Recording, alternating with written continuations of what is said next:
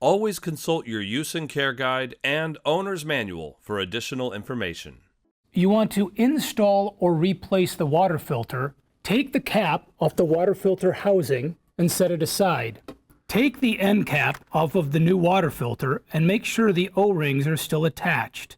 To insert the new water filter into the compartment, line up the water filter with the opening, push all the way in, and twist 180 degrees clockwise until it's locked into place. Put the cap back on and reset the filter. To reset the filter, hold the reset filter button for 3 seconds. The reset filter icon will disappear. After connecting the refrigerator to a water source or replacing the water filter, flush the water system. Flushing the water dispensing system forces air from the water line and filter and prepares the water filter for use. Additional flushing may be required in some households. Using a sturdy container, depress and hold the water dispenser paddle for 5 seconds. Release the dispenser paddle for 5 seconds. Repeat steps 1 and 2 until water begins to flow. Once water begins to flow, continue depressing and releasing the dispenser pad.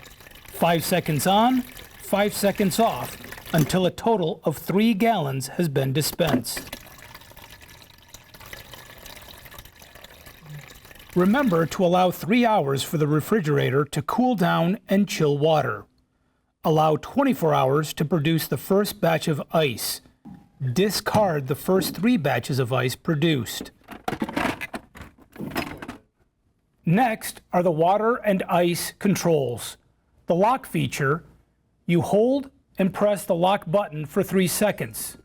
The lock icon appears and no controls can be accessed. To unlock, press and hold the lock button and the lock icon disappears. Next, you can go from cubed to crushed ice by touching the icon above until it appears. For crushed ice, touch above for that icon to appear. To turn the ice maker on or off, press and hold the icon for 3 seconds and the ice maker off icon appears. Or to turn back on the ice maker, press and hold the ice maker off icon until it disappears.